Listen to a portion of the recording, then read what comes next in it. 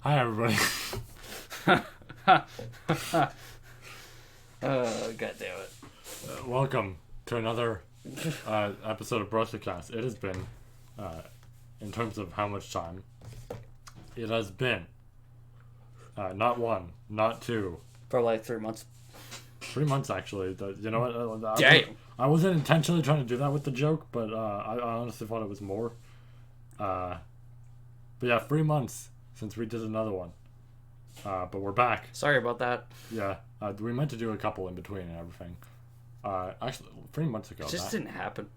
Yeah, 3 months ago, that would have been, July? That was July 15th that one went up. Yeah. Pretty close to 3 months, actually. Damn. Yeah, there was supposed to be one in August because of superhero and everything. We'll get to that eventually. Oh, no. Pretty close to 4 months.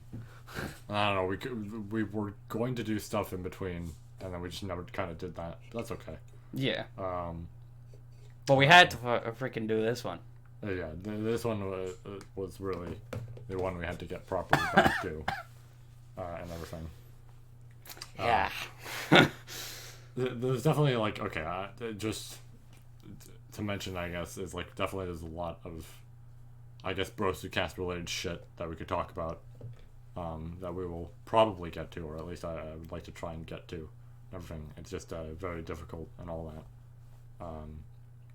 Busyness, all that shit, other videos and everything, but I would like to get to all that. But as for today, we're good, because we're going to be talking about a very specific topic, a very specific topic that we've talked about before once, and then we brought up multiple times in other episodes, but once.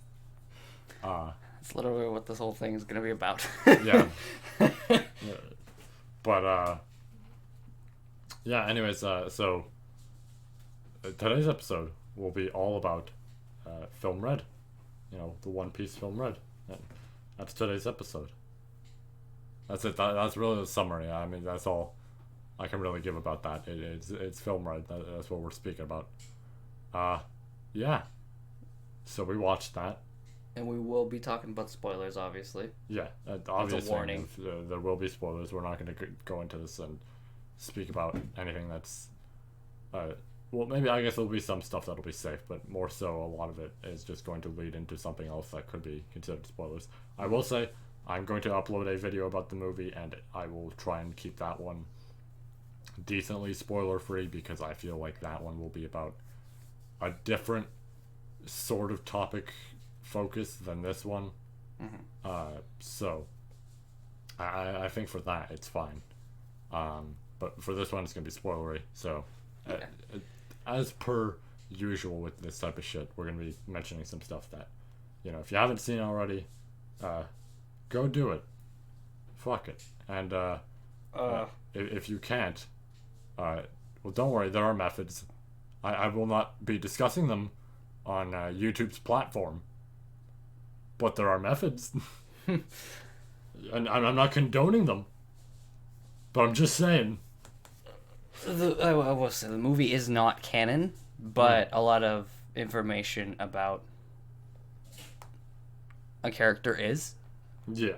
Or pretty much all the information, and a bit about another character, and then they show off certain things early too here. So that's where the spoilers really come, well, into effect of, like, yeah, you're going to want to watch this film yourself, and also, like, you're going to see some things, too, in the film. Yeah. I figured I'd at least mention that. No, that's fine. Honestly, I love this movie so much, I even told him that I'm going to do my own video on my channel for this and, like, talk about it. Yeah. And I think I'm just going to start doing that in general, but, like... That's fine. Oh. Yeah, I'm going to do one. I need to start doing this stuff. It's about certain things with it and everything. Yeah. That I more so want to discuss. But anyways, Film Red. Certainly a movie. Certainly a movie. with the way that joke is and everything, with a lot of other stuff, that makes it sound bad. It's not. In fact, quite the opposite. Yeah. Man, I guess I want to give my own personal, I want to say, build up towards this. I knew the movie had been selling super well in Japan and everything. I mean, fucking hell. As much as I hate the game sometimes, Bounty Rush was constantly giving fucking multis per like milestone they hit in terms of box office sales, and they were doing absurdly well. Like it was to the point where I think we got like 5 multis or some shit by the end. But yeah, and that told me that it was decently good. And obviously, like, I knew the music was being done by Otto, and I mean, the thing is, I do like her music a whole lot. I have like heard a decent few songs before even actually like, seeing this movie and everything. So I was, familiar with her and everything.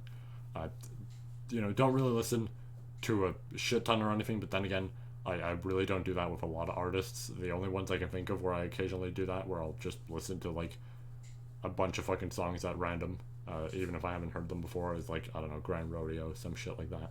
Yeah, I don't really do that either. Yeah, but like, other than, I don't know, like something like Grand Rodeo and a few others, I don't really do that. But I do like her music a lot, and I was like, oh, okay, so she's working on this and everything. That's neat. That'll like make for some really good songs and everything. And then just a whole like there was some neat details here and there to see, like, oh, Uda's VA, I'm familiar with that VA, I've heard that VA before and everything, like in other shows and all that. But yeah, so generally it was like nice to see the influencing, how well it was doing, and I barely saw any spoilers. I saw 2, and we'll get into that. But I will say I did have a bit of an almost nervous reaction, like on the week of, which I guess is like really just last week. I had a bit of a nervous reaction because I was just like, this could just be hyped up. Like, yeah. I don't want to necessarily, think that or anything. But it's like, I don't know. I like this movie a lot. But, like, the Brawly movie, for example, it's a pretty good movie. But the thing is, the problem I have with it, really, is it is a Dragon Ball Super movie. It feels as generally bare bones as Dragon Ball Super. Albeit, it's better than literally everything Dragon Ball Super related I've seen. Yeah. But, it's still, like, there's still not much more there than, oh, here's some really cool fights and everything. And then, like, here's an interesting way of building Brawly, but other than that, it's like, that's all it kind of has to offer. That's it. It's a simple movie, but exceptionally well done. Yeah, so it's like, I don't know. It could be something like that, and if it is, it's like, that's nice, but it's a little like disappointing and everything. And like a lot of One Piece movies, or at least the general impression I've gotten, is they're good, but they're usually not anything like absurdly insane or anything like that. They don't tell some bigger story. They're very like they feel like a proper movie type of thing, which I guess is kind of good, but like it's more so focused on, we're gonna get from point A, from like, oh, here's the Straw Hats meeting the villain, to point B, a villain is defeated and all this shit. It's like something there. It's like usually the details in between are just a build up to that moment, you know, and everything. And all that shit, like, oh, they'll lose this fight and all that, which, it's always gonna happen with this type of shit. But it's like, I don't know, you can build it differently in the middle to make it more interesting. Yeah. But I didn't know if it was just gonna be standard and everything. I was worried about it too, because I was like, I got nervous a couple days before it, like thinking, oh man, like, I know it's selling super well, and I'm excited for this, and I feel like it'll probably be really good, but I'm nervous a bit, like, honestly, it might just be really, really, it might just be really good, but yeah, not have enough substance to it to to be super amazing. I was also slightly nervous of like, because like part of it was like, okay, it's doing super well in Japan, and I knew it was doing well in other places, but like especially How's Japan. it gonna do here? But like the thing is like I know Japan's culture is different. Stuff like idols and everything are like really big deals, and that's essentially what Uda is. And then it's like, oh, Otto's music. Otto is super fucking popular in terms of an artist. Like her music gets millions upon millions of views, so it's not. That I don't know. Oh yeah, no, she is insanely popular. So it's like I don't even know if it's because of that, because she's doing the music. Fair. So it was like, oh no, like is it actually going to be good? But I will say, to actually get to the, proper end of this, because I've been talking about this for a bit. Like watching it, going through it, and everything, it did not disappoint. It worried me, I won't lie, for the first like maybe 5 minutes, because I'm like, this might be a normal One Piece movie, and I know it's just like 5 minutes, but like still within those 5 minutes, I felt like, ooh, are we gonna just have normal like One Piece movie type of scenario? Yeah. But no, it did not disappoint. Yeah, because that is what Stampede was like. It was very much like, oh, villains showed up, they just got the shit beat out of them for a good, I don't know, half hour to an hour, and then they finally kind of like were able to pull together and win. Yeah. It was a really good movie, but like, yeah, it had that kind of feel to it as well.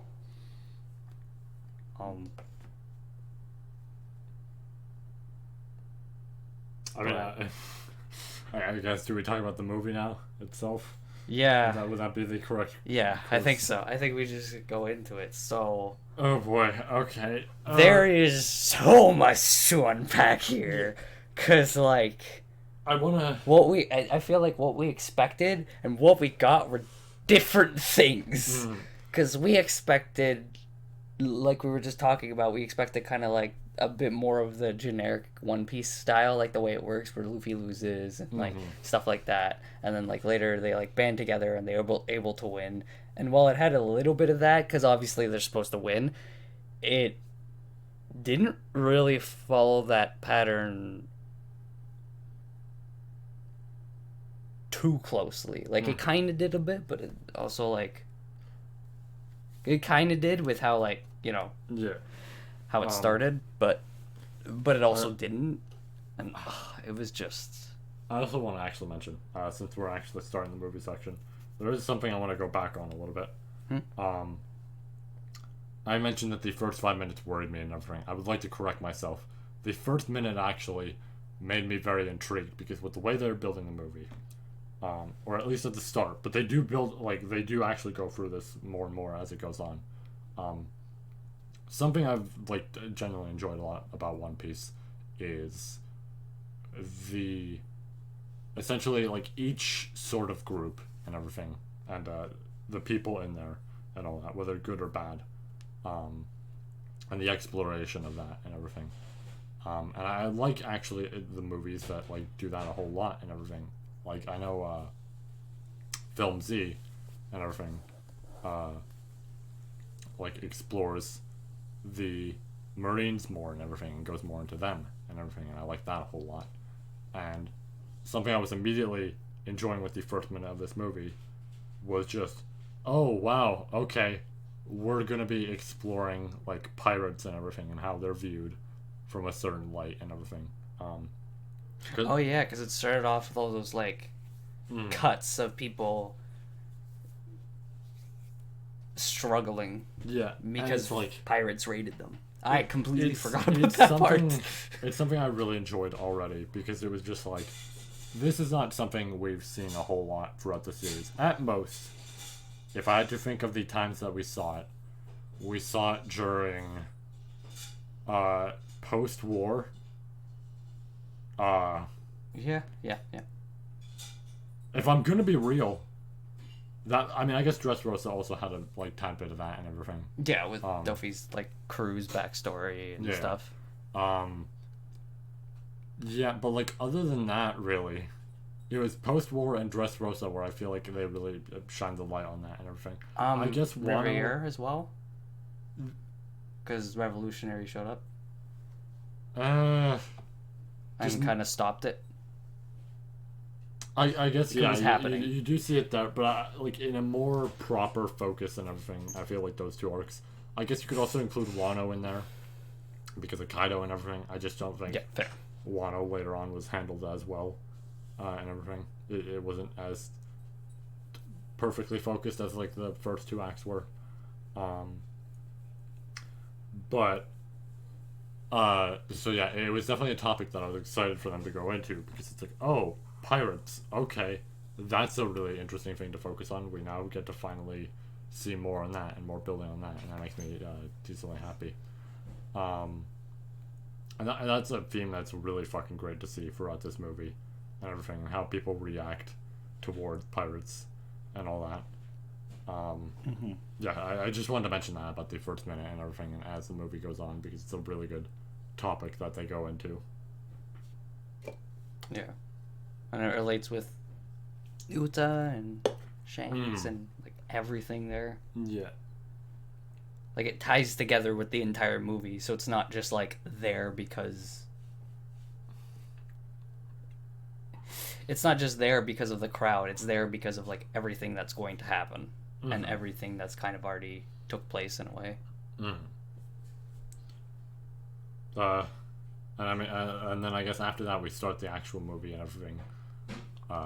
Everything starts. You know, we get to see Uda and First song right away. Yeah, which I wasn't surprised about. If anything, I was expecting the title drop there, but they waited till the end of the movie, which honestly I'm happy about. Yeah, that was a great time for a title drop. Honestly, yeah, it made everyone nuts.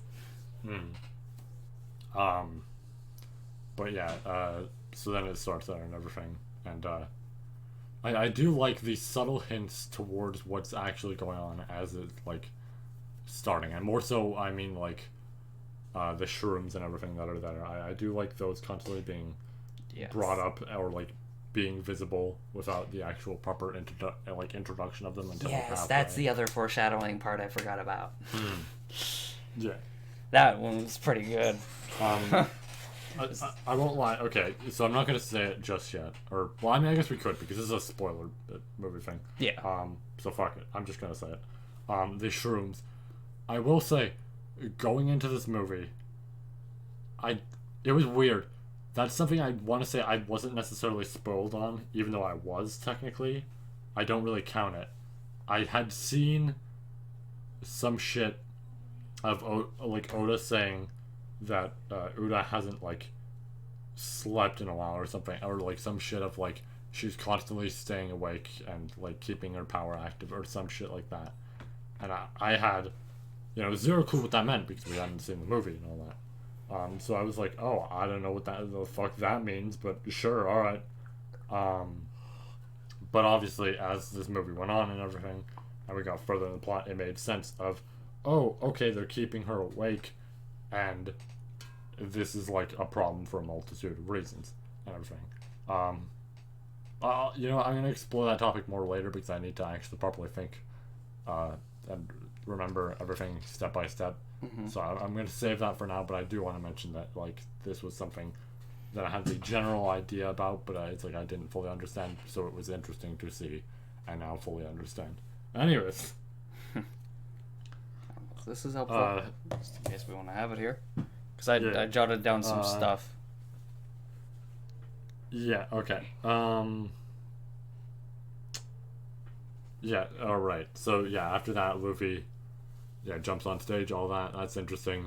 Crowd reaction, all that. Sanji's reaction killed me. Him freaking out. And I mean, it's obvious it was going to happen, but like, the way he reacted was pretty perfect. You know what? It's shocking. First time in a fucking long while, Sanji got to be funny in this movie. Yeah. Well, I wouldn't say that, yes, for me, because, but I don't know. For me, it's been a while. It seemed more, but I definitely noticed that he seemed more. It's not like he did it less, because, you know, he always does it, but he didn't. It didn't seem like they were like milking it too hard that it kind of became like okay. Because I know that's what people's problems are with that, and I personally don't mind him most of the time still, but I do understand it. 850. Oh my lord. Okay, I don't know how that happened. Sorry, I got distracted by YouTube statistics randomly showing me shit. All right. But yeah, and then the crowd freaks out because like Luffy's the fifth emperor and everything, and they're like, "Wait, Uta knows him?" And he's like, "Yeah, don't worry, she Shanks' his daughter." Just says it out loud. Yeah. Everybody freaks the hell out. One detail I do like at the start of the movie, like it obviously changes later, and like her opinion changes later, and I would argue that's towards the like shrooms and everything, those taking effect, is 100%. It's at the start of the movie. She is constantly questioning Luffy of like, "Hey, this is everyone, right?" And he's like, "Yep, that's everyone." And she's like, Shanks isn't here? Like, he's not also here with you? I can't speak to him or anything. Like, it's very clear that with the start of the movie, there's like... And it makes sense, obviously, why with shit later. But, like, it's clear from the start of the movie, as opposed to later, that she does actually... Or at least I felt she actually wanted to speak to him and everything and, like, actually confront him. And then later, as the shrooms start to take more of an effect, yeah, like because like I noticed it with her song when she was fighting the Navy, because it's just it's just spoilers. So her power is the sing fruit. She can sing and basically freaking create shit and also take people over. In a way. We'll get into more of that later because like it'll make more sense later, but that's kind of what it does. So she has to sing to use her power, but like when she's doing that song in the middle of the movie when she's fighting the Navy, I could see it in the way she was like acting and singing, how she was starting to go somewhat crazy.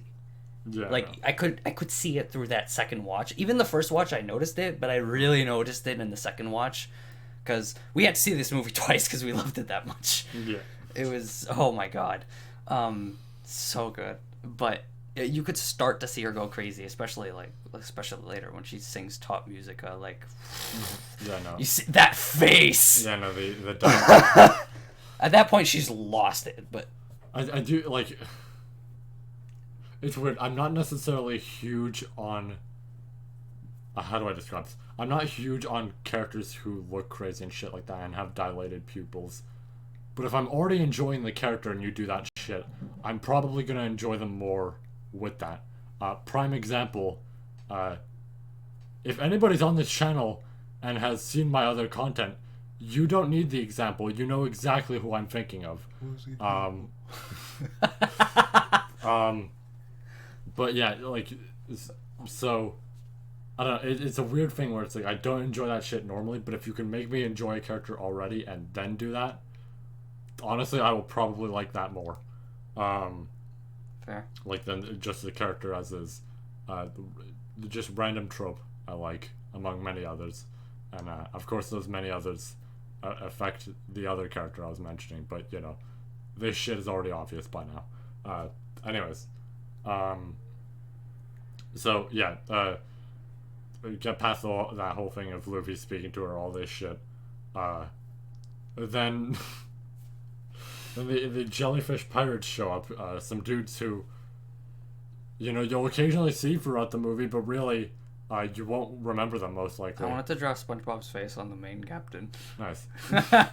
Jellyfish pirates just says SpongeBob's face is Patrick's vice captain. And then we get to the Big Mom pirates, and oh my lord, was not expecting them to like take a bigger part. Look, not a big part, but like a semi-decent part. Brule and Katakuri, I wouldn't have been shocked. I was actually shocked that Katakuri got such little time as he did. Yeah, I thought he was gonna get more time. He's a popular character worldwide. Like, people in Japan love him, people here love him, all that shit. I thought Lucci was gonna get more time too, though. Yeah. That's fine. Yeah, exactly. But the one I was shocked about, which made one of my friends very fucking happy, because he's a big fan of this character, the absurd amount of screen time that Oven got. Yeah. Oven got to be on screen every other minute. Yeah. And it was, it's fucking hilarious, but it's also kind of great. I'm glad they're doing more with him. Like I said, that'll make my friend very happy. But, yeah, wow, the Oven got a lot of fucking time. He was there, I think he was there for literally every scene. Almost, so, yeah. Yeah. With the exception of, one shortly after this, but, yeah. Oh, no, there was another scene he didn't really take part in. I guess he's not there at the end, yeah. Oh, that too. But, yeah, so anyways, we get past that whole bit, we get to the second song and everything. I will say, I was shocked with how quickly the songs were going by, because before we had watched the movie, while I was doing shit and everything, I had, the whole album downloaded. I'm like, I'm gonna listen to all the songs. And I think there's, 8 or 9 in total. One of them doesn't even play. It's just in there. I think it might be a bonus, honestly. At least I don't remember it playing, because I don't think it's at the credits or anything. Unless there were, extra credits that I didn't know about on the after credits scene. It might have been there. But I was kind of shocked, because I'm like, wow, there's not many songs to begin with. And we're just going by, this was the first, 10 minutes. And we're 2 songs in. I'm like, we have about 3 left in terms of, what's probably action, and then 2 more that are probably towards the climax of the film, which I was correct on. Yeah. I had a general idea, because I don't know. I'm not some music expert, but I'm good enough with music where I can tell where certain things are supposed to be and everything, in terms of if it's in a series. I can tell, okay, this would obviously be at this dangerous point of the film. This would be at the end of the film. All that type of shit. That's the general feeling that I get with every single track, so therefore I can easily determine that. But, yeah, I was surprised, because I'm like, damn, we're already 2 in. It's the first 10 minutes. But yeah, that goes by. Uda makes a few of them into songs, including Oven. Poor Oven.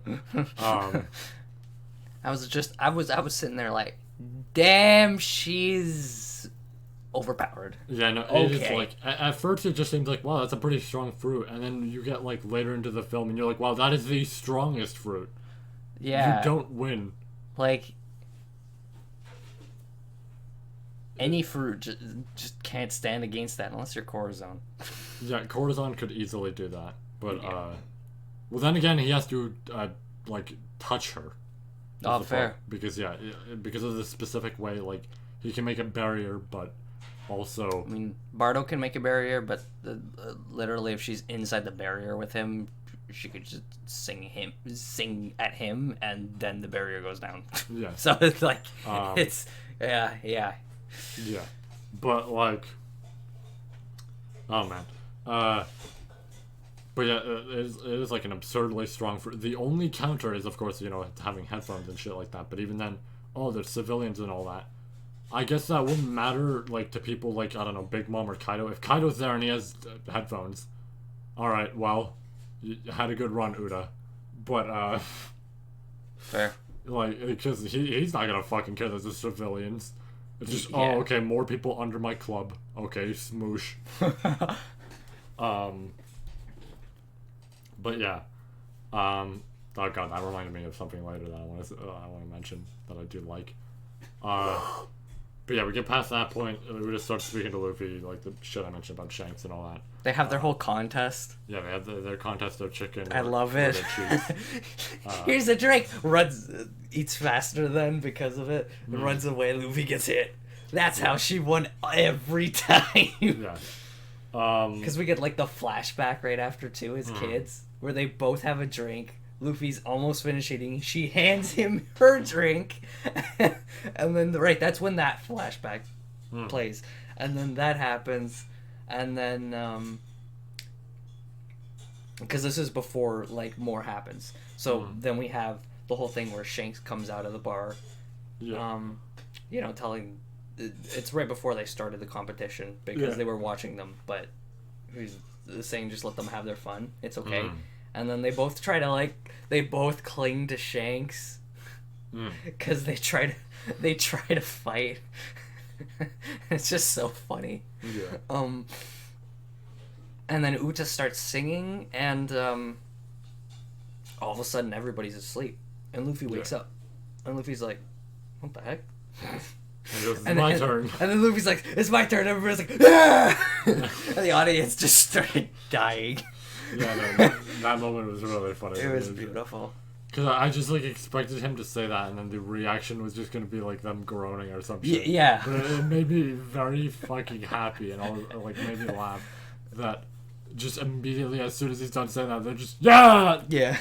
And then we got right after Luffy asks her what happened. One day you just didn't come back with them, and then we get the flashback of Luffy's welcoming them back, and all of them walk past him, and he's like, "Fine, I'll ask Uta how the adventure was."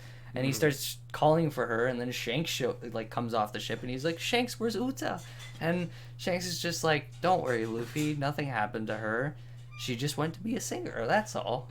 Yeah, I will say, with the trailers and the way this part of the film was building it up and everything, I was very much questioning what the fuck is going on with Shanks, because even with certain things that have happened, I was like, okay, that's cool and all. What the fuck is your alignment? It's we thought he was a neutral party, so with the trailers, this really makes you question. I more so thought okay, we need to figure this shit out. Roughly Paramount wartime or something like that. I was just he's probably a good dude. The fact that he can sure, he's probably super powerful, and that's probably why he stopped the war. That's how he stopped Kaido too, and it's how the hell did you stop the dude who can't die? Yeah, but it was just what? The fact that he went to the war, said this shit, and Sengoku was okay. It was just okay, completely calm, not even afraid or anything, just all right, we'll stop.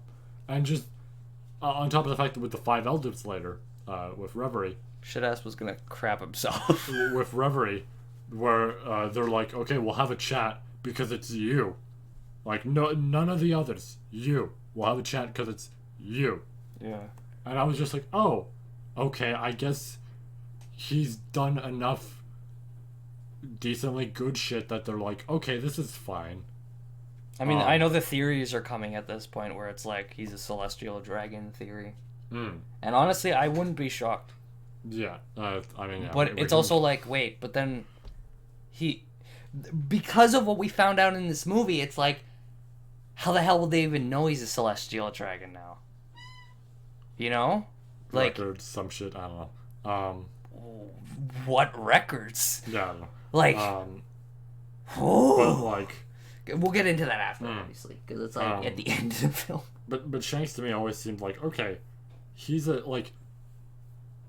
how do I word this? He seemed like a Whitebeard type of scenario where it's I know Whitebeard wasn't necessarily free from the Navy or some shit, but the general idea was just okay, we don't fuck with this guy and his sons, but he's decently nice to all these people in the villages and all this shit. He went all the way to fucking Fishman Island, showed up, went, "Hey, anybody who decides to come here, I will fucking kill you." And then just left. Yeah. So I think the Marines got the general idea of he's being good, it's just there's some things and everything. It's he's a pirate, so if we see him, I guess we should fight him, but not too much else. We don't necessarily have to do too much else than that. But so that's the general feeling I got with Shanks is oh, he probably I don't know, Shanks has some territories and shit like that, so it's he was probably a good ass dude and everything like this, so it's they might just be okay. Heck, Fuchsia Village might even be a territory in a way. Yeah. Somebody shows up there, he just walks in and he's what are you doing here? Yeah. I mean, now it also says it's protected by Garp, That too, yeah, you're really messing with too much there. Man, the amount of like just shit in someone's pants if they were to arrive there and they look up and they see like the red hair like flag, and they look down and they see the guard post and they're like, we're leaving. Yeah. Yeah. Yeah. But yeah, so it's like plus remember they have old dude there too. I forgot his name. yeah. I can't remember his name. Well, yeah, no, I know what you mean. But this movie and the trailers and everything made me sit there and think, maybe he's not as good as I thought. Like, maybe he's doing some other shit. Like, fuck, maybe he's helping out the Marines, but, like, not necessarily in a good way, right? And even at the beginning of the film with what we were just talking about the backstory, it's like... It's like... Who do you side with? Yeah. Who are you siding with? Whose team are you on? Who are you against? What's going on? Made us question immediately. Yeah, so it was like iffy here and there and everything. And especially just the sentence of, oh, Uda left our, ship to become a great singer. It's like, that is a really weird sentence, dude. Don't word it like that. Yeah, it's very weirdly worded, and it's like, oh no. Is she okay? Yeah. What happened? So yeah, then we get further in a little bit. Now that we're finally get to be further in, we get the Navy.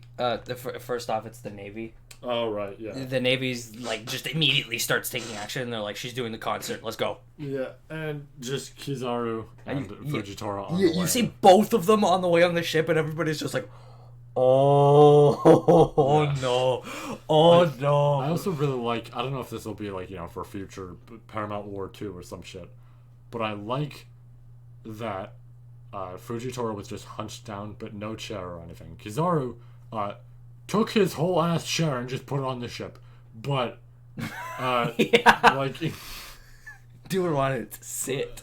But like Fujitora was just sitting there and everything, like on the floor, and I'm like, oh, that's pretty interesting. This shows, as silly as it sounds, it shows a difference between them because like, easiest example I could give is, regular Paramount War, where it's such a simple detail, but the way all three of them are sitting kind of conveys how they are, and everything. And I felt like that really did it. It's a small thing, but I don't know, I enjoyed that. So yeah, the Navy takes action. We see, the 5 elders and all that. And, I mean, the immediate thing there that I didn't even notice on my first time, for obvious reasons, but I noticed on my second, was when it goes to them, I believe the concert is completely muted. Yeah. And I was just like on my first watch through, I'm like, oh, that's weird that they just, I don't know where it went to here and it's muted. But I remember, second watch through, I was like, oh, yeah, that would make sense. Yeah, they had it muted, so they were okay, but... And just Lucci hanging out in that room. You don't even see him till later. Yeah. But he's just hanging out in that room. I mean, he didn't have to be part of this movie. It was neat to see Bruno and Khalifa. Yeah. But, like... I love the part later. I mean, we'll obviously talk about it later, but I love the part later where, like... where Shanks is there... and Tot Musica shows up, and he attacks it, and then he jumps back, and he jumps on the building that Khalifa's on, and looks at her and like, hey, sup? Hey, remember how I destroyed one of your ships? Yeah, that sure is a shame. Yeah. I mean, because I didn't notice that the first watch through. I noticed it the second time, and I'm like, "That's funny." That's funny. He just lands right beside her, and he probably knew she was there the whole time too. Yeah, Khalifa's actually weird in this movie because Bruno gets a lot of screen time, which I'm glad. But like, she seems to be the information person at the moment about Uta. She gives info to the 5 elders and like Lucci and all that, which is one scene that she gets. The second scene that she gets is her giving that info to, or like giving the Uda info to Shanks. Yeah. And then that's it. I mean, I guess you get a third one of her walking away at the end. Yeah. But that's it. A little bit unfortunate. That's fine. I mean, Luffy had one conversation. Lucci had one. Luffy had one conversation. That'd be a terrible movie. Lucci had one conversation with the Gorosei for like a minute, and then the other one was when he was trying to mute the thing, and they're like, "Oh, it's too late. Top Musica's on." Yeah. Doesn't matter anymore. Yeah. Nobody's getting pulled in there. But it was neat to see that, I guess. But anyways, where the fuck were we? I don't even remember. We were just the cutscene. So now it's back to Luffy at the concert. Yeah. So there's that whole thing where like, Uta's like, oh, you know, she mentioned the concert's gonna go on forever, but Luffy's kind of like, okay, I've eaten some meat. I'm gonna go sleep now. Yeah. And she was bugging him about where Shanks is because you know he lost, and she's like, you have to tell me where Shanks is. And he doesn't know, and then he just decides to go sleep on the Sunny, and she gets mad at him, and she's like, no, you're not leaving. You're staying here. Yeah. All of you are staying here. We're just gonna have fun forever. Yeah. And then she gets mad, and the next song plays. Yeah. I will say, like, as part of this, I'm actually two things. One, this is a detail we'll see throughout the movie. I'm just gonna mention it early. I do really like the fact that Luffy does not once strike her and everything. Like, the immediate thing he establishes with this scene is, nope, not doing this. I don't feel like it. Like, I'm not fighting you. You mentioned to me, you know, after watching it, that it's like when he refused to hit Sanji. Basically, it's the same thing. Basically that. Where you could tell something is going on, and he's just like, no, this is pointless. Yeah, and it's like, I would argue, it's like, you know, this could go all the way back to the shit with Usopp, where he didn't even like feel right doing that.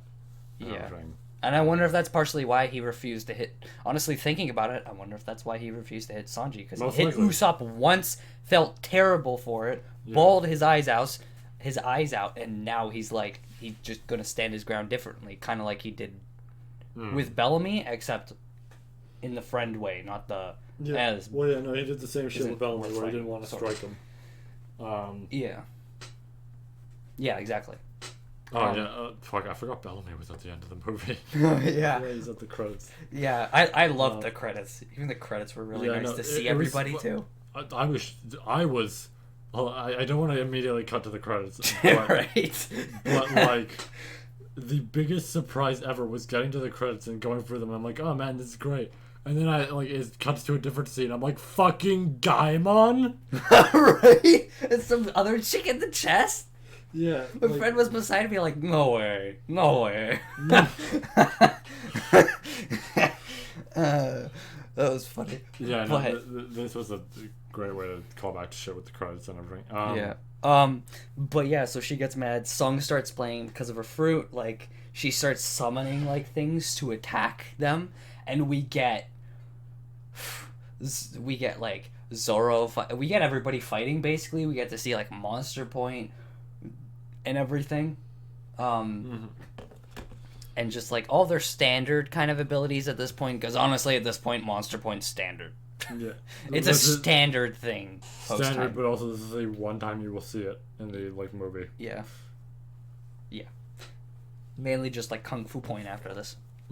Which I like. Like I've grown on Kung Fu. Kung Fu Point has grown on me. I mean, I actually do really like it now. Yeah. But yeah, we have all that, and then Uta immediately, like, you know, wraps the track around them, and they're basically just screwed. They're stuck in that ball of like a song track. And then there's all those lights that go around Luffy. I will say like the cuts where they're fighting her like soldiers that she's creating is so sick. And I don't know if this song or the next song is my favorite. I've been listening to these songs like crazy ever since we first watched it. And I'm like, I still don't know. Top Music is great, but this one and the next one, what is it? Backlight and Fleeting Lullaby, I think they're called. Yeah, I don't know. I can't decide between the two. There's something between them that I really love both of them for different reasons. I won't lie. I did hear like a few of them way before, but some of them was introduced because of Bounty Rush and everything, which was nice to hear. I will say, with a certain unit who was very broken in Bounty Rush that is related to shit we'll get to later, it did make hearing those songs painful sometimes, because I would go through the worst fucking game of my life and then proceed to hear that music.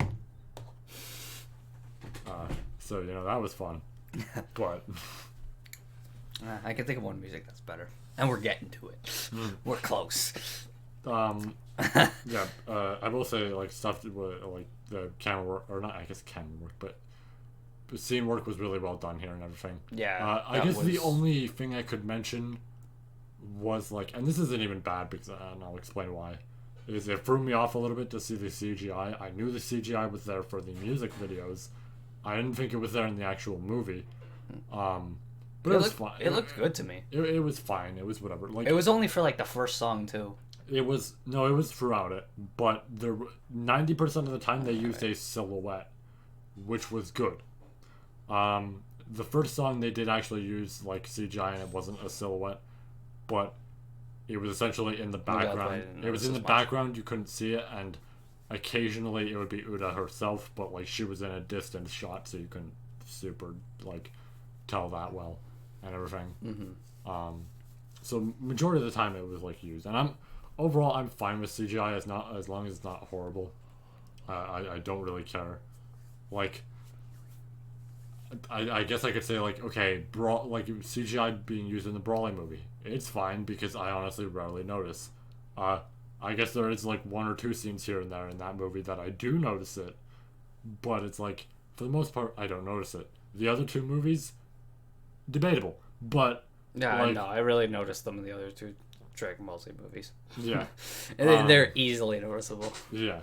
But for the most part, I don't really care about CGI as long as it's not interrupting something. Like random example I could get to, and I don't want to get unrelated with this Brosticast. Yeah. But I feel that.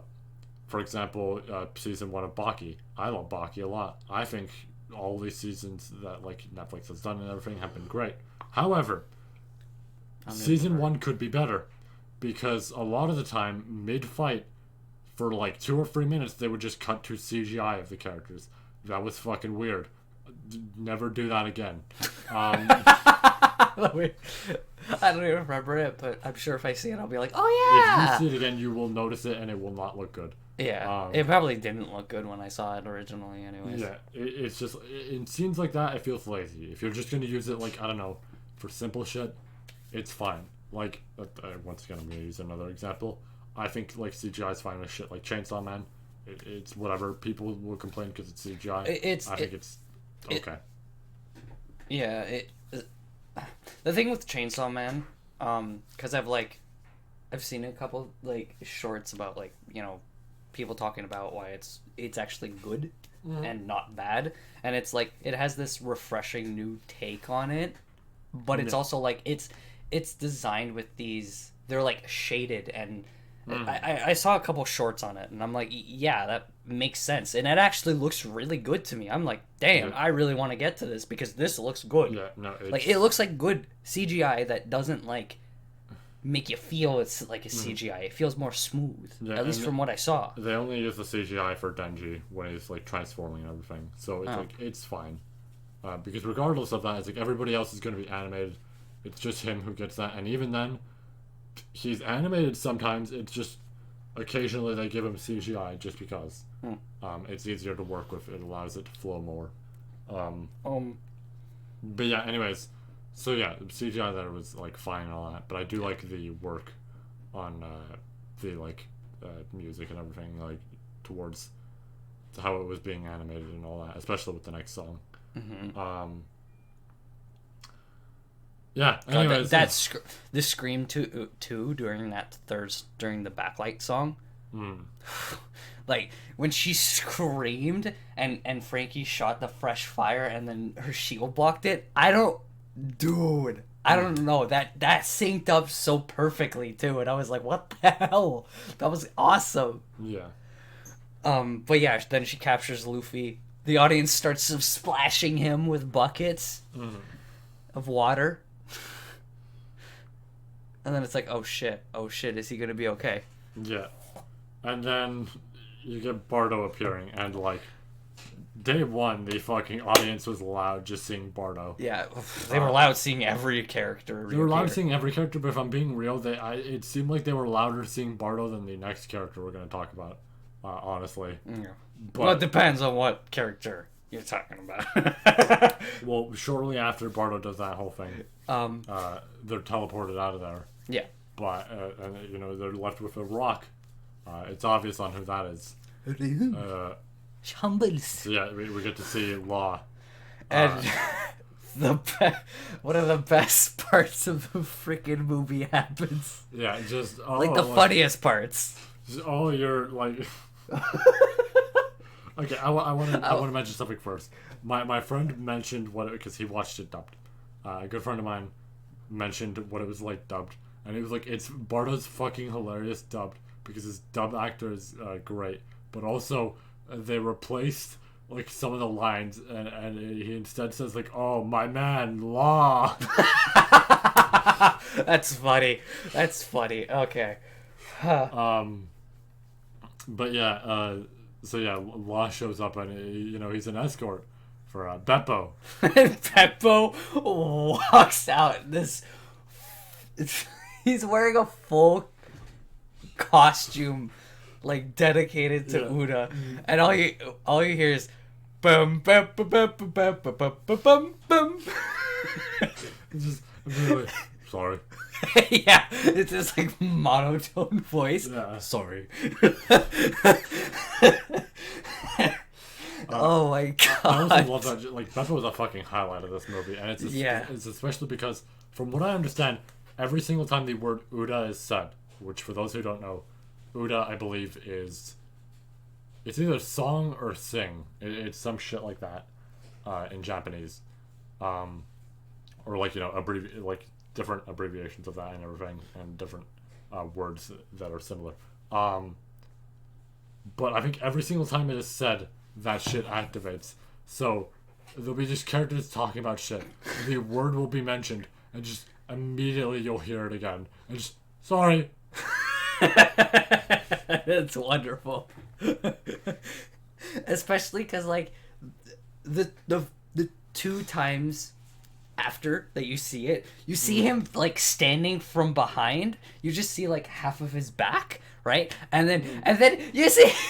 as it plays, his like body starts to like swing back and forth a bit. I love it. It's fucking wonderful. But yeah. So they get away. Yeah, they start running away. Uda brings out a big machine. If I had to give one complaint about the movie, really, it would be the big fucking machine she takes out during that scene. No. This is just a small thing, really, but she takes out a big weird music machine. And for those of you wondering, what does it do? Good fucking question. I don't got the answer for you. It shows up, you know, for a few scenes here and there. You never see it again after that.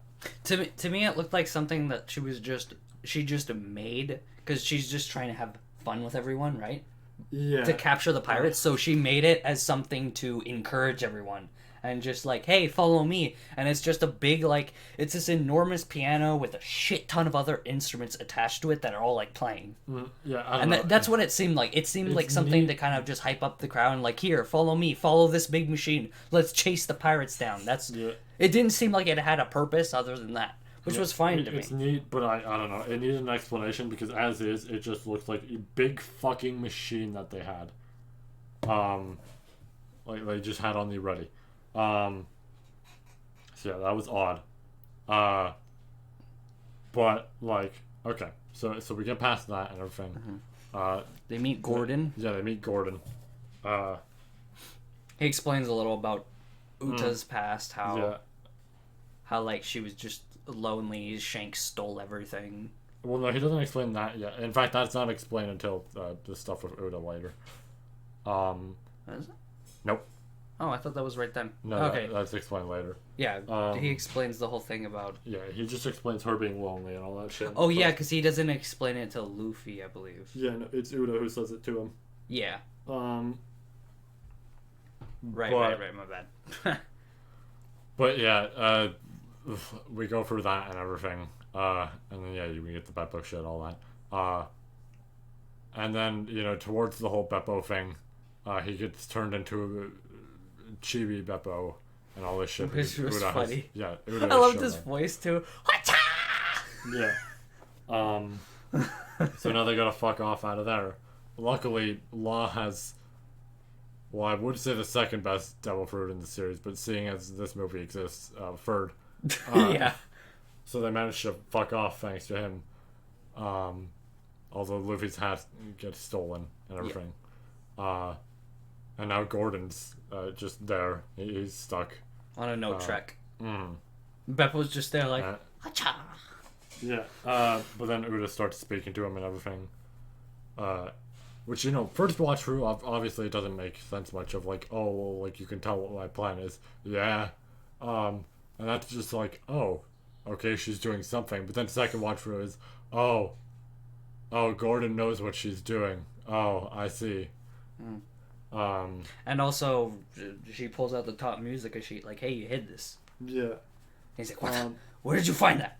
Yeah. But like, yeah, so we go past that. Then we get to Bardo, Luffy, and Law trying to figure out, a plan and everything. And then Bardo fucks up. They roll down a hill. They roll down more hills. Okay, it was during then. Okay, Yeah. I couldn't... That was something I was like, wait, it was then, right? Yeah. Then they get to, like, the port and everything. And then they see, like, small Sunny, because Sunny was affected by the power. Sunny.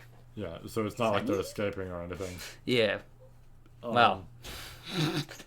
I mean, they can't really escape. Although the Straw Hats are now out thanks to Kobe and Bluno, who are in the audience, and also Helmeppo, but Helmeppo's not there a whole lot. It's mostly just Kobe and... we get a lot of Kobe and Bluno, which honestly was pretty nice. I like that. I'm glad that... I don't play the game now, but I'm glad that they do, in fact, have a unit in Treasure Cruise of just fucking Kobe and Bluno duo unit. And that's pretty good. It's wonderful. But yeah. And then pretty much after that, we get a random... I know Kobe and Bluno explain the plan as well, like what Uta's doing. Well, not yet, because we get the jump cut out of nowhere. Oh, we get a jump cut first? We get the jump cut to the Marines arriving on the island. Oh, I thought it was they explained the plan first. The plan gets explained after, because I remember being confused. I was like, what the fuck just happened? Oh, yes, that's right, because it's like, wait, why is everybody asleep all of a sudden? Yes. My bad. And yeah, we learned about the mushrooms, how they deteriorate your brain, essentially, make you lose control of your emotions, but they keep you awake, although you eventually will die. Big shocker, yeah, the mushroom that keeps you awake will kill you. But, yeah, so we go for that and everything. We get Fleeting Lullaby as a song and everything. Although the Navy has headphones, except most of them get fucked over because people are being controlled. Yep, so the people just pull them right off. Yeah, most of the Navy's getting fucked over, except Fujitora. Yeah, dude was... even Mamunga, right? That's his name? I think Mamunga? Yeah. I think so. Sounds right. He even, like... He was doing well, and then Law and... was it Law and Beppo that attacked him? I know it was Law. Something like that. But yeah, knocks him right off into the water, and I'm assuming his headphones came off. I'm assuming he got controlled at that point. No, he didn't, because he was there during the Top Musica scene. Oh, he was? Okay, yeah. I wasn't sure. Yeah, no. But, like, dude was fighting hard. Yeah. I'm starting to root for this guy now. Fujitora, though, no problem. It starts fighting Bluno, easy. Yeah. But, also, Kizaru was just somewhere during this scene. I will say that was a bit weird. It's like, we do not see him until later. Yeah. He was just hanging out. I imagine their plan was send the one admiral in with a lot of troops, but don't send everyone in right away because of how her power works. Yeah. Don't release everyone, because what they tried to do later was they tried to kill her. just on the spot. They said, fuck it, and just started shooting, right? So I'm assuming they were saving people for that reason. And they decided, okay, let's split the Admiral up then. One Admiral goes in first. But, dude, the song playing there, Fleeting Lullaby, holy shit. Yeah, no. And also, freaking Fujitora is a badass. Yeah. Like, everybody was on him, and he was holding them back, but he was like, you could tell he was having a bit of trouble still, because everybody was coming at him. Yeah. And it's not like the characters aren't strong. Okay, like, I wanna... Blue Note CP0, like, Law's a freaking past warlord of the sea. I want to skip ahead a little bit just to say something. I see people constantly shitting on Fujitora, and I don't know why. I'm shocked people don't do it with, like, I don't know, Green Bull, shit, like, anybody else. Because, anybody else reacting to Shanks and his hockey and whatever it may be, just Shanks himself, all that, they start shitting themselves. Except for maybe like Kizaru. Kizaru seems always like that cool-headed, not cool-headed, but he's like, it's not like he's not afraid, but he's just like, he's a bit of an oddball. Yeah, for the most part, except for, oh man, that's a really cool egg. Why is he throwing it at me? Oh shit! Yeah. But it can't really hurt him, so... I don't know. We don't know if there's a limit to that or some shit, or whatever it may be. Fair. If that man's terrified, there's a reason. Yeah, I think there's something we actually forgot to say early on, which was we actually watched Film Z and Movie 6, because those were the two we heard were, like, the top kind of two. Yeah. I mean, Gold and Stampede are really good too, but I've seen Stampede. He's seen Gold, and we wanted some kind of comparison, and it's like, yeah, all those movies are great. However, this movie was still better. This movie beat them. Yeah. But like Fujitora, you know, for the most part, didn't want to start a war and have, like, civilians getting hurt and everything like that. He didn't care, though. It wasn't like Green Bull seeing that, or, like, feeling that hockey and being like, I'm gonna fuck off now, okay? Yeah. And all that shit. Or, like, shit-ass looking horrified. Yeah. When Shanks shows up and everything. It's like, I don't know, Fujitora handled that better. I don't know why this man gets shit on and everything. I think the only reason he does is because people are like, oh, Luffy fought him in, like, normally and all this shit, and it's like, yeah, Luffy also was going fair with him because he was blind, and Fujitora was also respectfully, like, not going all out against Luffy. Yeah. And then when he did, a bunch of civilians ran over, and he's like, well, shit, I have to stop this now. Yeah. But yeah, like, what the heck? So we get past that, and we get the explanation from Kobe and Bluno. And everything goes by. About how the Sing fruit works. And just for... I think just for anybody who doesn't know, basically, when they hear the person singing... Because, like, some people could be watching this, even though they don't know. Yeah. Right? So I figure why not mention it. But basically, the Sing fruit, how it works is when you hear that person singing, she can choose to put you to sleep, basically, and take your soul into a Sing world. Her own non-reality kind of world. So, yeah, basically her plan involves her pulling most of the world into that Sing world where she can control. So basically she can kind of just... She can do whatever she wants in the Sing world in general, because it's her world to control. And it's not like her soul will disappear from there if she dies as well. Which is another thing about the wake shrooms. If you eat them too much, you die sooner. But you stay awake. And as long as she stays awake, her power is active. But her power takes a lot of strain on her body. So yeah, I think everybody knows where that's going now.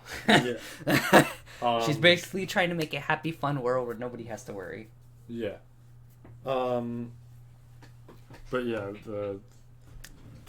okay.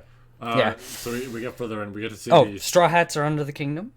Yeah, they get to do shit. We get to learn a little bit more about Musica, or like rather Robin reads it a little bit. Yeah. Brule and Oven fuck off. Straw Hats are in danger. Brule and Oven come back to help them because of they won't be able to see Katakuri again. Yeah. And now they all have to form a plan. This is when... Can I say they fight under the kingdom, though? Yeah, especially with Sanji and Zoro. It's pretty damn well done. It looked so good. Yeah. But, like, whew! It's weird. Okay, it was this is going to be a weird comment to make because I think this movie looks really good. But the recent episodes of Luffy versus Kaido, or like the hypothetical Luffy versus Kaido fight, because I know it's in Kaido's head, and the start of Kaido versus Yamato, honestly, it feels weird saying it. I feel like those episodes are better animated than like some of the movies. I'm not, of course, trying to like say this movie's shit. If anything, I'm just more so trying to say the anime has hit absurd heights in terms of that shit. And so like that quality looks better than this. Yeah. Okay. Yeah, that's fair. Like the animation in the anime has gotten to crazy level. Yeah. However, I'd argue the later parts of the movie with the animation were kind of something else. It's still but I don't think they I do agree, I don't think they equal the anime, I don't know but if it's seen still the Kaido better. and Yamato stuff, but like I may have to show you it because it is absurd. Yeah. I mean, I'm just talking about like some of the shit, you know, I've already seen. Yeah. From it. But yeah, so yeah, we get to see that, like, those fights and everything. Those are neat. But then they all come back and they have to form a plan. And it's like, well, we have to hit Top Musica from both sides. First of all, it has to be used, and that can get us back. But we also have to hit it from both sides, and that will be the step to get us back. The thing is like, oh, they have nobody on the other side until Gordon comes in and mentions Shanks. Because like, oh yeah, Shanks will show up and then he'll save the day. And Luffy tries to ask him for an answer on what happened. He doesn't give anything, and Luffy just runs like to Uda to essentially confront her and everything. And then, you know, everybody else follows, albeit... Wait, did you just mention the Kobe thing? Yeah. Okay, sorry. I like... You went kind of fast, so I kind of missed that.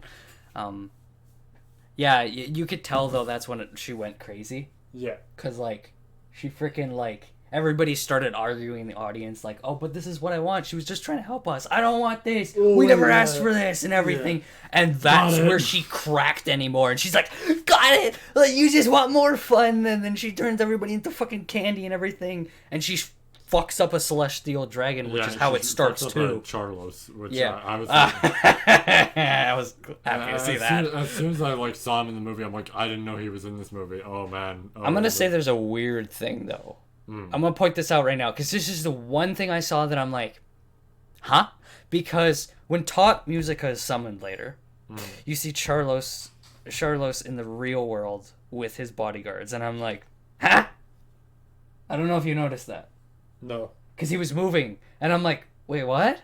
Well, unless that was a different celestial dragon. Well, everybody was still under control. Oh. Yeah, right. Under control. I forgot about that. Okay, yeah. That did confuse me. Okay, all right. Clear. I don't know why I didn't connect that. See, some things just don't connect, even though they're simple. I'm actually glad we went. Like, I got to remember all this shit and everything, because I was going to mention. A detail I do like about Uda is, regardless of what happens, or like how her mental state may be, the immediate first thing she tries to do is, if she sees somebody hurt, she tries to heal them or whatever she can. Yeah. And all that type of shit. And there's a scene like that later, obviously, we'll get to. But, like, it's an interesting detail that I like there and everything. It's a weird thing where it's like she doesn't want to fight, but, like, there's also a certain degree and everything to, like, she doesn't want to cause harm and all that. But yeah, we go all the way to Luffy speaking to her, because I believe that's what's next. Yes. And then, yeah, Luffy speaks to her. He's questioning what's going on, all that. Once again, like I mentioned, he doesn't strike her. And then we get a really fucking cool parallel to Roger's execution, which is really nice. Yeah, everybody lost it there. Yeah. Like, oh shit! What's happening? Yeah, no, they make a nice parallel to that. She starts ripping his hat, which is like, that feels tense. But at the same time, I got the general impression it's like, this is the dream world. That means nothing. Yeah, because she could just fix it. Yeah, it's like, this is not the actual hat. Yeah, but obviously to Luffy, it's like, it's tearing him apart inside. But yeah, after all that, we do hear the backstory of how, Shanks, came to this island for, like, singing and everything, and, like, told Uda, if you want to live here, you can, and everything. Even though she wanted to be the red hair, like, musician. Which, by the way, man, I really wish she was proper canon, because it's just, like, it always feels like, Blackbeard's crew, Shanks' crew, both of them are supposed to parallel Luffy's. And it's like, man, Uda, you'd be a great parallel to Brook, albeit you two would be the opposite in terms of age. But, like, it's just funny as fuck. Yeah, it's funny that the older crew would have the younger one. But, like, man, I wish she was canon for that. But yeah, then the Red Hat Pirates just kind of fuck off, or that's what she sees and everything, or that's what, as well as, like, what Gordon tells her. And now she's just upset, and she sees them laughing, going away, and all that. And yeah, it's understandable with how she's pissed. And then, she's about to kill Luffy. And I will say, I'd seen some trailers and everything, and I'd seen some shots, and I was like, okay, Shanks is going to show up in this movie, most likely. Because, I saw, like, a frame of him with one arm, with his hand extended, and everything. And as soon as she puts Luffy's hat on his chest and is about to stab him, I'm like, this is it. This is when it... Wait, I thought she was stabbing herself. No. I thought she was gonna just... No, she was gonna kill Luffy. Oh. Yeah, no, that's what it was, is she was gonna kill Luffy.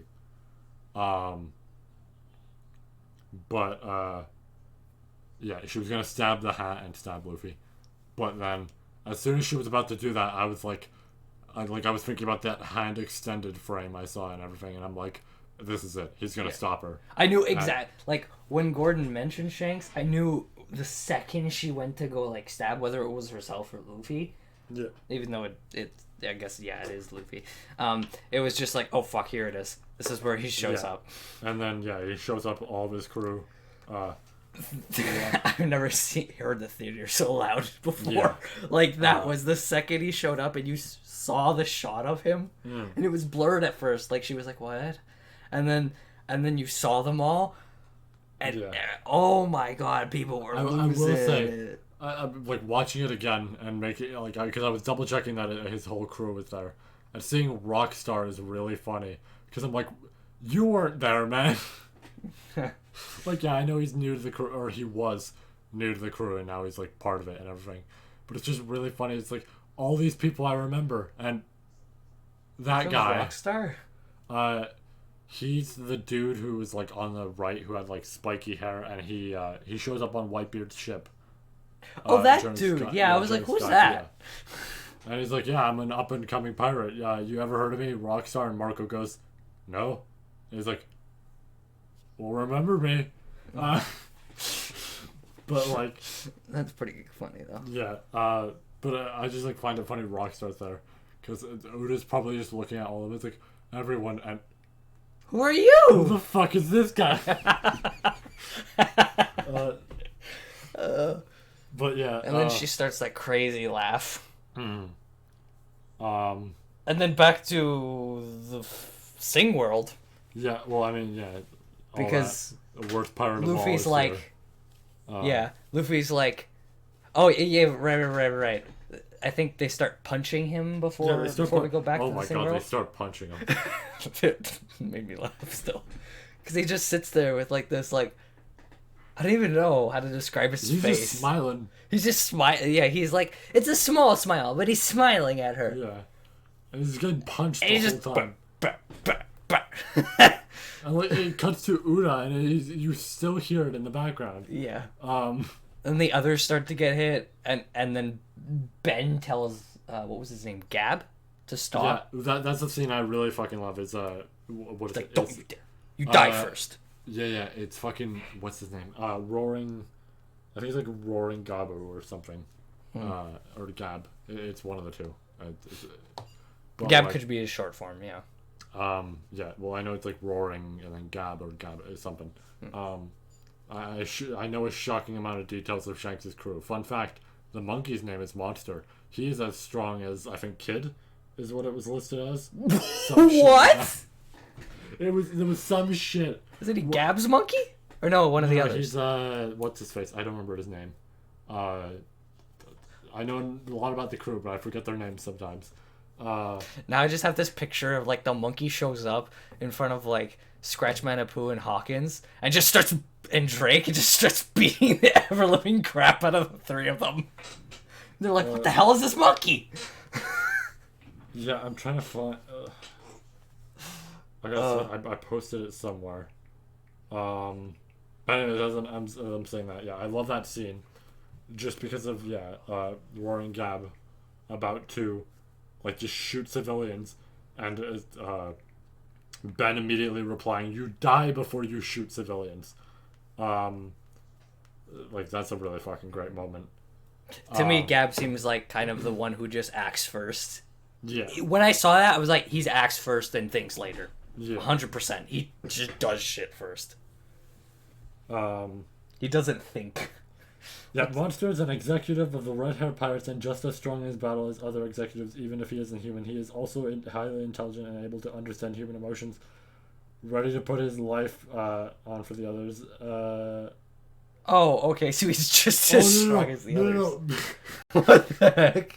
I was laughing because I this is what I wrote. Allow me to recite what I wrote after sending this to my friends. Useless Crafton mid on suicide watch, even more now. Lost my arm in a fight with the red-haired pirates. If this man fucking lost it to the monkey, oh my god. I can just see the monkey ripping his arm off. He's just like screaming and ripping it off, like holy shit. Yeah, just, oh man. That shit's funny. Yeah, no, that was just me saying that, but like... But yeah, then it goes back to the same world. Yeah. And Luffy's like, Shanks is there, isn't he? Because you can tell, like, her face is kind of like, oh crap, oh fuck. And then they all, like, surprise attack her, and and they all, like, surprise attack her, and they, like, trick her into, like, Lada's room and gets her beside Bardo, and Bardo puts up a barrier and then makes it a sound barrier. Which I think is kind of crazy, in a way, but he can't, like, completely cancel out sound. It's just, now everybody outside of it can't hear what's inside. So it's not core zones, but it's, yeah. Yeah. But it's still pretty sick, and then it's like, okay, she's trapped, right? Yeah. And then this is immediately... And then we got the whole thing with, we go back to reality. Yeah. And Marines start shooting. Oh, right, fuck. Yeah, they start shooting. They hurt people. We're just trying to help them. Unfortunately, she's not in the dream world, so she can't heal them. Yeah. But then, what's the... Fuck. Hango... Some shit. What's his name? I know it. Is it like Hongo? Oh, fuck. What is his name? Their fucking doctor. I forgot his name. Yeah, I think it was Hongo. Yeah. Because I remember she was like, Hongo-san. Yeah. Is that weird? But yeah, then Kizaru shows up and everything. And it's like, oh, I'm going to kill civilians. Oh. And he's like, I have to get rid of this girl now. She's going to cause too much trouble. She's already caused too much trouble. And he tries to do his big move, his big sacred jewel move. And it just... means nothing, because Shanks just fucking appears right in front of him. Cuts an enormous pillar and puts his fucking sword to Kizaru's throat. And Kizaru just slowly lifts his hands like, I give up! Please! Yeah.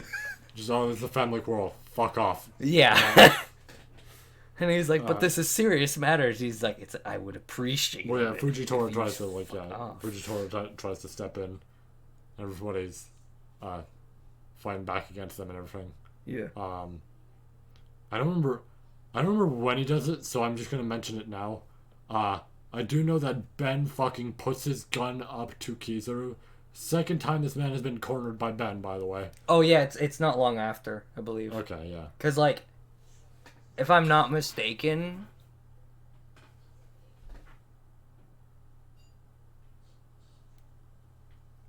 It's not long after. I don't remember when, but it's during this, I think, because it's before Top Musica gets summoned, I believe. Oh no, it's when it gets summoned because it's the world's not doesn't look all weird yet. It's when it gets summoned. He points his gun like, "Don't you dare!" Yeah. Yeah.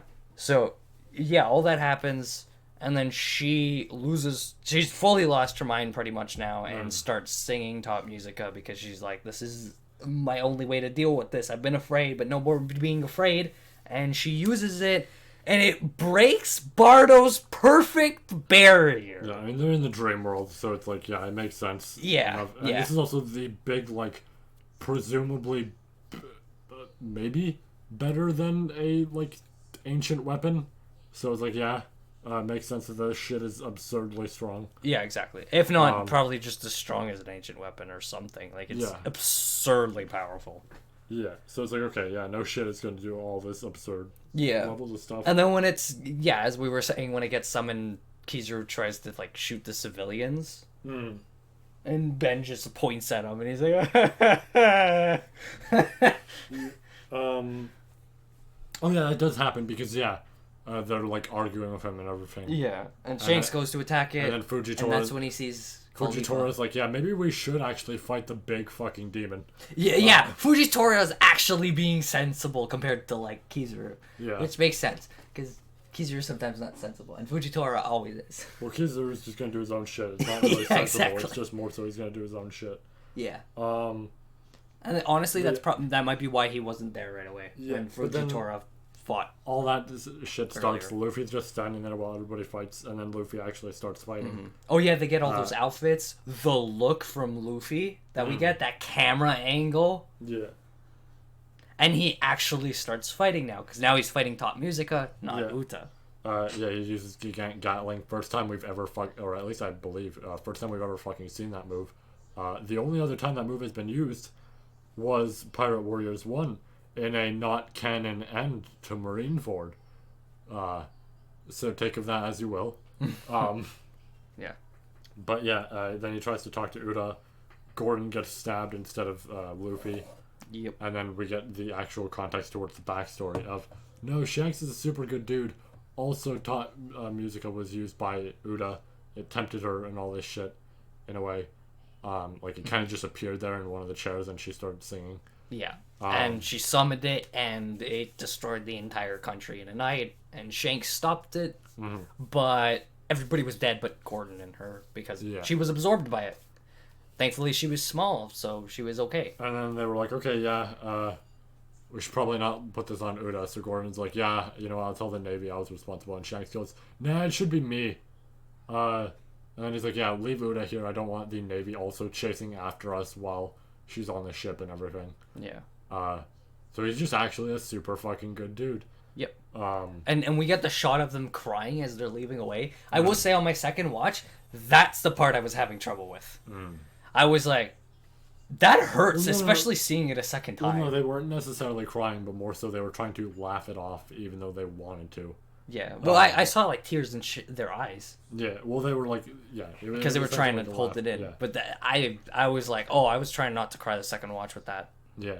I was like, that hurts more this time. I kind of like that. Like, I'm not gonna say like, oh, fuck the other, like, fuck Yasop or some shit. I'm not necessarily gonna say that, but I do like that Shanks feels like the second time where we've actually had a good, like, I'm gonna say like parental figure and shit like that, or more so like a father in like One Piece and everything.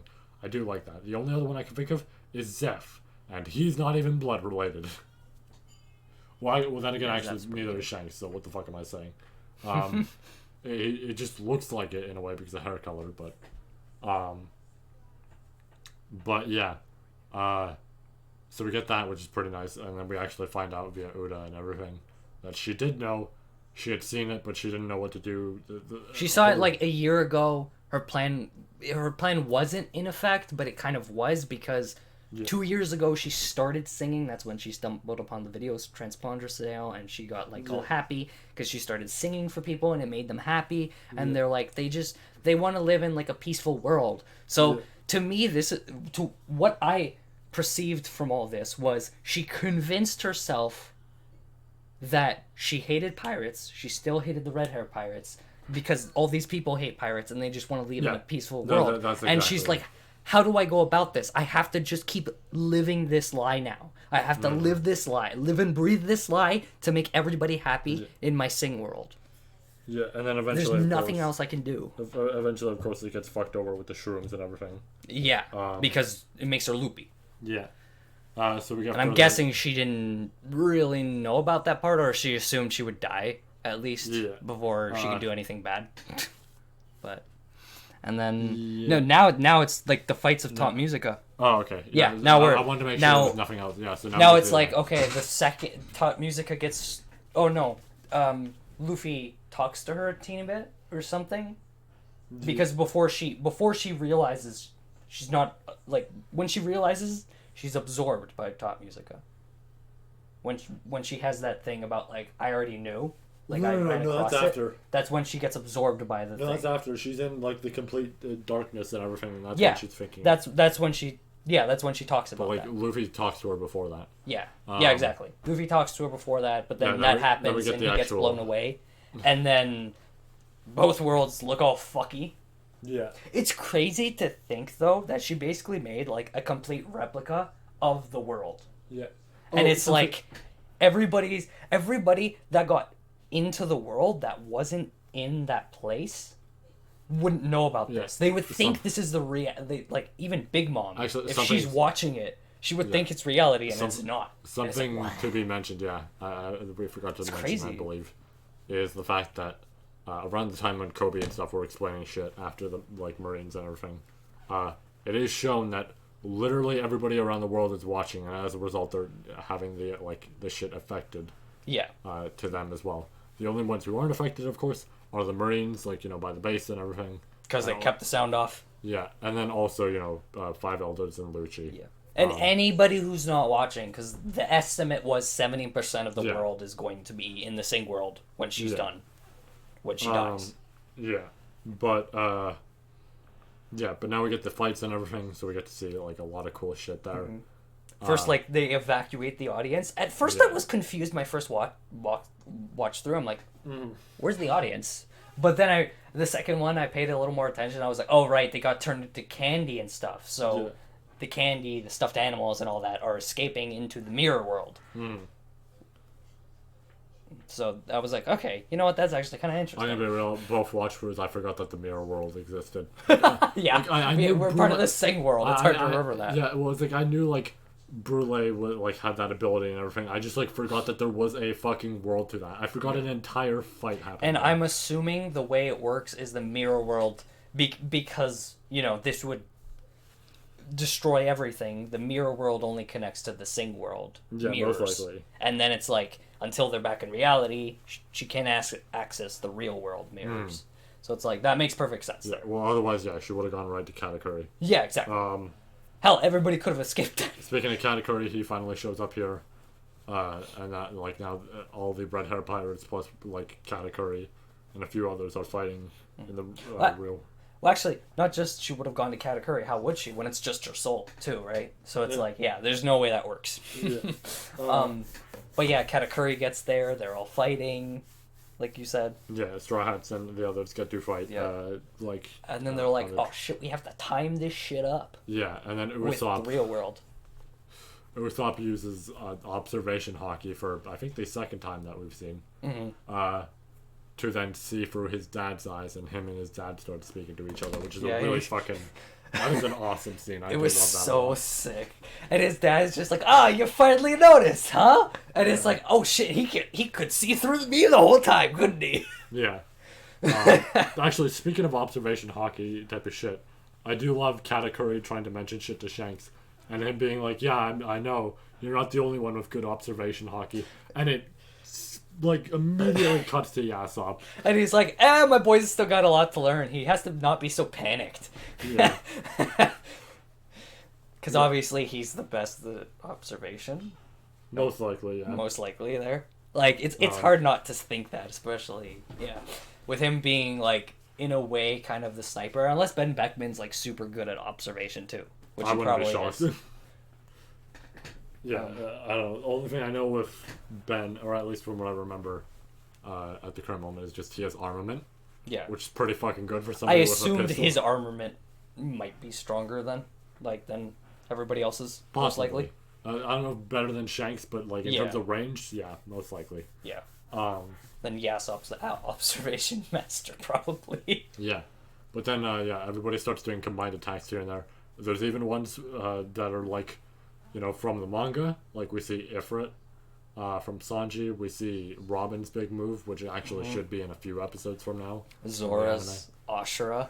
Yeah, we see Zora's Ashura, which That I was didn't the notice first on my one. first watch through, and then I noticed on my second. You didn't notice the first? Oh, I noticed it. No, because like he does it, but after he's done it, you don't see the duplicates and everything. Oh, okay. Whereas Yeah, the it's for second like one- a split second that Yeah. you see his duplicates. His is very like easily missed. Yeah. Everybody and, else's, yeah, no, you see them.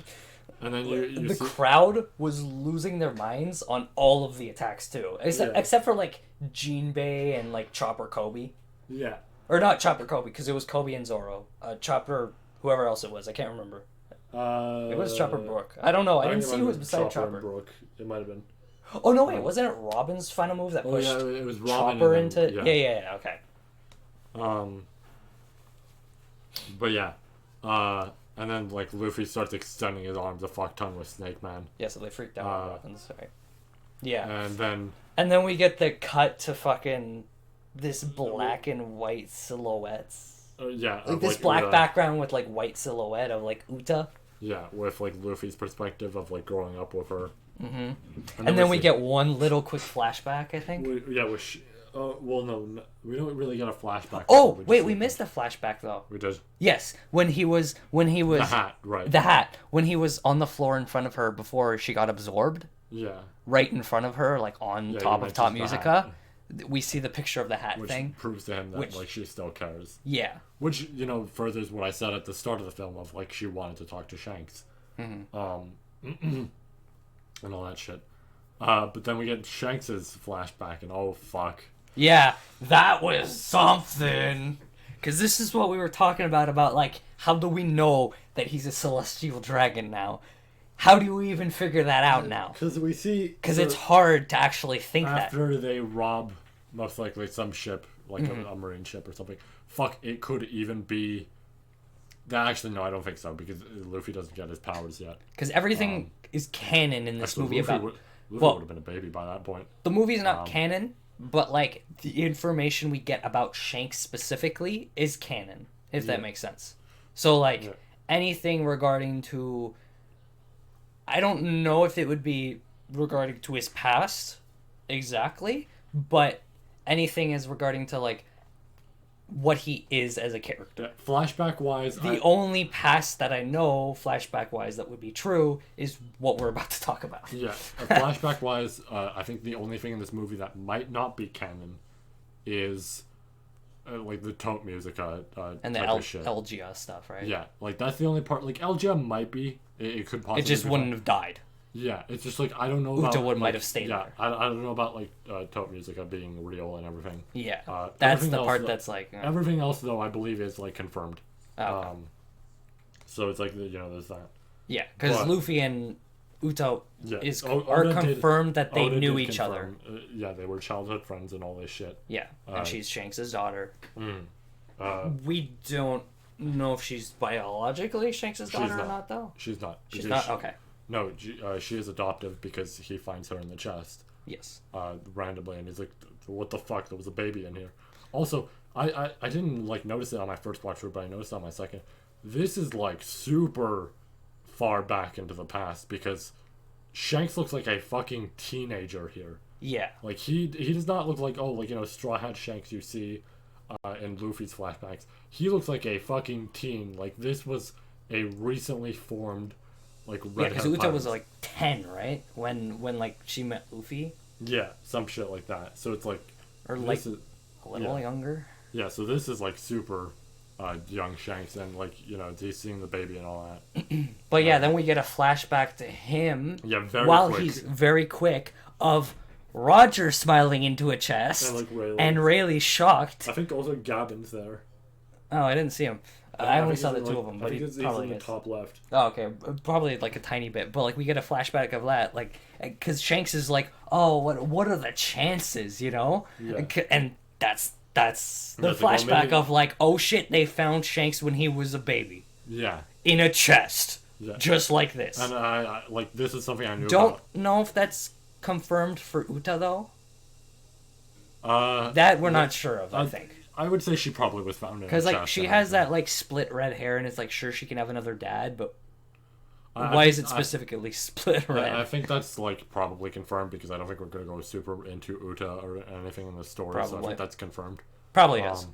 But yeah, I will say the detail with that is that I did learn. Everybody lost it on that too. I learned before the movie actually, came out and everything, that like, and it was an unfortunate spoiler I saw, but it was the whole thing of, oh, he was found during the fucking God Valley incident. He was just there in a chest. Okay, Roger found him. Yeah. So that was interesting. So we don't know who his parents are, or anything, and it's like, okay, so that's his past. Yeah. All right. But then we get to Shanks's big attack, and then Luffy. Luffy's big attack. Luffy decides, oh, gum, I'm gonna spoil the audience. Yeah. Yeah. Fuck. Like, he was in Snake Man, he was doing his thing. Yeah. I mean, This I he also was know. unconscious because he did Bounce Man against Top Musica once it absorbed Uda. Yeah. And then he got unconscious because it knocked him so hard that he just went unconscious, and then he got back up and did Snake and oh no He did bounce man into Snake no, Man. he did Bounce Man into Snake Man. So right, Yeah. no, when he got up after he got unconscious, he did Bounce Man, Yeah. and then he transformed into Snake Man like a minute after into Yeah. like the fight. But before the fight, he got knocked away. I think it was when Top Musica absorbed her Yeah, it was- that he got blasted away and got Yeah. he's unconscious. But That's yeah, what it this was. was also something I knew about because seeing this, It was sick though. as soon as the movie came out in Japan, the immediate first clip on my Twitter feed was Shanks and Luffy, and I saw that and I went, oh, okay, yeah, all right, that's in the movie. I knew it was. I had heard it was, but I assumed it was a Brawly scenario, like Ultra Instinct in Brawly, where it appears for like 2 seconds. No, it's there. Yep. So for like a good 10 seconds. Yeah, the attack Top Musica that finishes it. Well, actually, like technically, like 15 with the zoom in and the whole Yeah. charge up. But yeah, the attack Top Musica that finishes it. Shanks tries to give Uda medicine, but she gets rid of it because she has to sing to bring everybody back. So she does that, which obviously the risk here is that she's gonna die.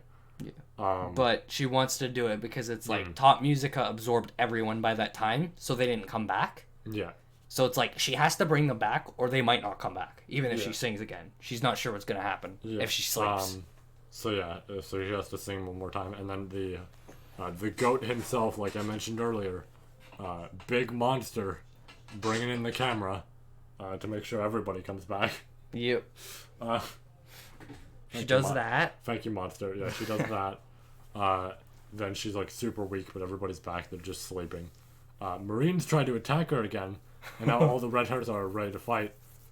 Shanks uses his Conqueror's Hockey, knocks pretty much everybody out but the Kizaru and Fujitora. And a couple vice admirals. Because he's like, you took out some of the vice admirals. Yeah. That's what he said. And I was like, oh, dude. Yeah, and they just decide in that moment, yeah, we're fucking off now. You see them sail away, and then we get like the scene of Uda dying. She's like singing one more time. Carrying her away, and then Luffy wakes up and all that. They're on their ship, and they see the Shanks and all them surrounding her like. And you don't even coffin. see Shanks either. You just see like you see you him do? staring. You see him staring forward because it shows Luffy staring, and then it shows Shanks staring. Oh, I didn't even see him. I just saw everybody like surrounding something, and I was like, "Where's they Shanks do and they Uta?" do a Oh, zoom shit. into Shanks. Okay. And then that's it. You get your title drop. You get the credit scene that I mentioned where it shows everything. You get your after credits where Luffy says his slogan, and that's it. Yeah, literally all the. Well, he slaps the ship a little like, "Sonny, hello, Sonny," and then Yeah. he's like, "I'm gonna be the king of the pirates." Yeah. But yeah, that's the film. Uh, there's things I like, now that I've mentioned the whole thing, there's things I don't want to really talk about here that I want to do with my own video. Yeah. So I'm Fair. going to do it there.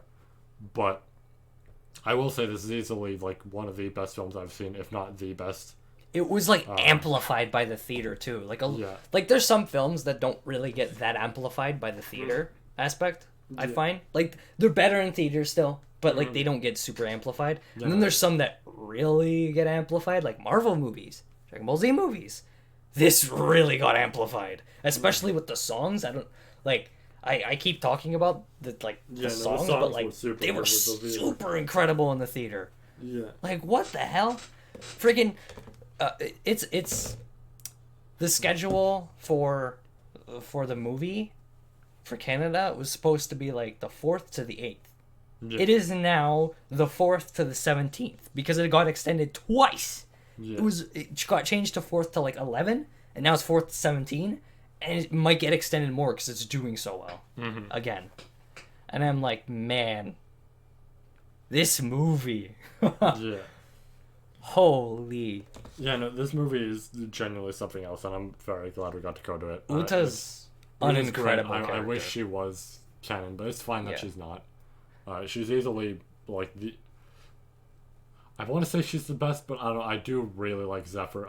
It's a debate for me on which one of the two I prefer more. I definitely like Uta better, but... I like her a lot, but she's Zephyr's like, really fucking cool, and I do love his backstory. Yeah. He's like right behind her for me, but yeah, no, she wins for me pretty easily. Cause like she's just there's so much there. There is so much there. There was so much in that movie, and like there was so much development to her. Even like the songs, her singing, you could like when you read it, you could see like her character development with her songs, and it was wonderful. Everything about her was like just amazing. This movie was really great. Voice acting was fantastic, especially from Uta's VA as well. Plot was really good. I'm not surprised Uta's VA was really good. I know her from like other series and everything like that, so it's really good. I will say I did make the very funny comment of when the before the first trailer was coming out, because they mentioned like a few days before they're like, we're gonna announce the VA for Uta in a few days with a new trailer. And I was like, oh man, I don't know why, I just randomly made the bet to myself of like, oh man, I bet she's gonna be like voiced by like somebody who does an important Re:Zero character or some shit like that. And they start the trailer and I hear the voice and I go, fuck off. Like there's no fucking way I just said that jokingly. And then just actually it was correct.